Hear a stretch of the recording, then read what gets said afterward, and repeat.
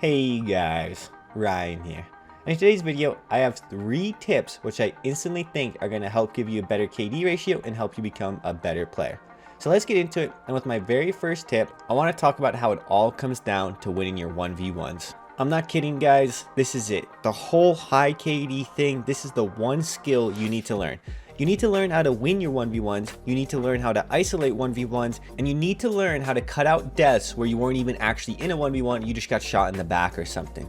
So let's begin with the first one on how to win 1v1s. The 3 skills that usually allow someone to win a 1v1 are these: their mental preparation, their aim, and lastly, their movement. Now, the order of those is in no particular order, but they are all extremely important, and this is what I mean.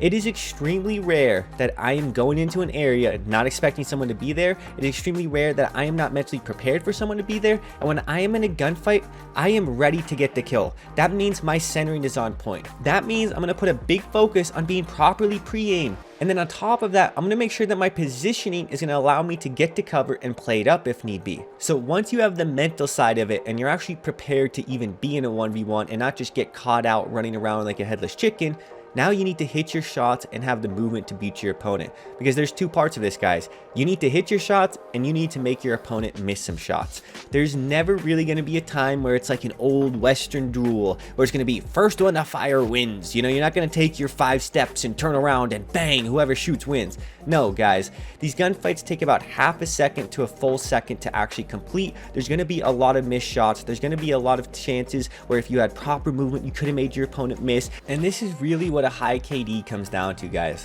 If you were in a 1v1 100 times, how many of those 100 1v1s would you actually win? And if the answer is over 50%, well, you're probably going to have a pretty good KD. But if the answer is around 30-40% of those 100 1v1s, well, you're going to struggle, guys, because the more 1v1s you can win, well, that just means you're going to get a higher KD. And this is why earlier in the video, I was talking about learning to isolate your 1v1s. Because yeah, it's cool that you can run around winning 1v1s with good aim and movement. But if you're consistently putting yourself in a spot where you're getting shot by 3-4 people, it just simply doesn't matter, guys. This is what I mean. Yeah, you need to have the ability to win a 1v1, but then you need to learn to isolate 1v1s. And you're probably saying, well, Ryan, how do you do that? Well, realistically, that topic deserves a whole nother video, but I'm gonna give a quick, brief breakdown right now. You want to focus on manipulating cover and breaking line of sights and understanding when a squad you're facing might be too sweaty to allow you to isolate 1v1s. And it's at that point where you probably need to make the decision to disengage entirely. The right thing to do oftentimes is to play your life. So if you're in a game and you kill that first guy and you see 3 red dots pushing you and you're pretty sure I am screwed if I don't run, well, run, guys.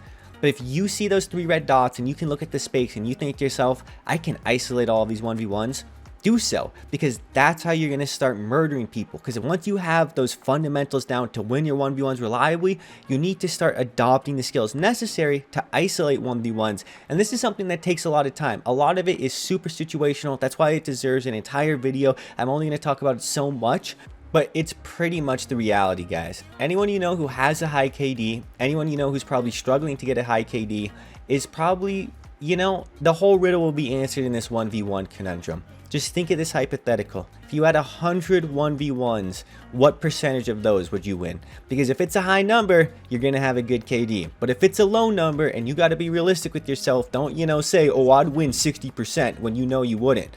But the reality is, that is really what separates someone's KD, because what happens after that, once you get to this 2 KD area, that's when your macro gameplay, the teammates you play with, servers you play on, the modes you play start to really come into play, and I'm going to get into that later. But this is going to take me into my second tip. Your KD ratio really doesn't matter, guys. Now, let me explain what I mean by this, because did you hear those things I was just talking about? What game mode do you play? Who do you play with? What servers do you play on? Yada, yada, yada. The list goes on and on, guys.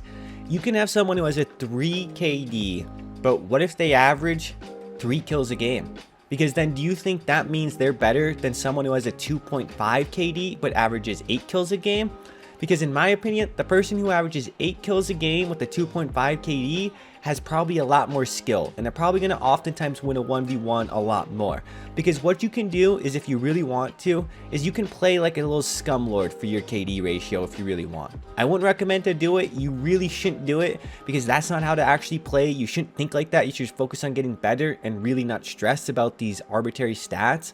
But the truth is I could sit into battle royale games, I could snipe 3-4 people, make sure that I don't die until the gulag ends, so that if I do die, I'm only going to die once. And what this is going to do is, as long as I get 3-4 kills, I'm going to have a 3-4 KD ratio. And if I sprinkle in some games with like 6 or 7 kills, oh my god, now we're talking about me having like a 4 or 5 KD ratio, guys. And that's why this stat to me is so dumb, because it's never really a true representation of skill. I've seen people have a 2.8 KD, but they're capable of dropping 40 kill games. They're capable of dropping 50 kill games. And are you going to tell me that someone who has a 3.5 KD and has never had a 30 kill game in their life is better than them? No, I'm sorry. That's where you have to learn these numbers have context, guys. Because the other part is this: do you play for wins or do you play for kills? Myself, I am a fiend for kills, guys, but for wins, I don't really care. I like to play for wins, I like to get them when the opportunity is there, but for me, I've played Battle Royale since 2017. I've played thousands of Battle Royale games. I've won probably 1,000+ Battle Royale games in Call of Duty alone over the last 3-4 years, so what's another one win gonna do? But for you, maybe you've never played Call of Duty like that. Maybe you only have X amount of wins to your name, and this is some of your first Battle Royale experience. Well, then play for the win. And what does a KD ratio matter? If wins are what makes you happy, play for that. Ignore things like your KD ratio. Don't compare yourself to other players and focus on all this, because context is such a big thing, guys. And that's going to take me into this third tip, guys. And don't underestimate context and the reality of Warzone. I want you to think about the game of chess. So right now, just picture a chessboard and all these pieces, and you don't really even have to know the rules, but all you have to know is that in chess, there are literally billions of different moves that could be made, or different boards. There's billions of different variables in total that one has to deal with mentally. And no human is going to ever be able to predict all of this, yada, yada, yada. But now I want you to picture, guys, you're not talking about a chessboard where you have X amount of pieces on each side and limited spaces. You're talking about a Call of Duty game that is almost always with 50+ people in your lobby. And if you were to think about the map in terms of like X, Y, and Z positions, you know, they could be anywhere width-wise, height-wise, yada, yada. Well, then think about this.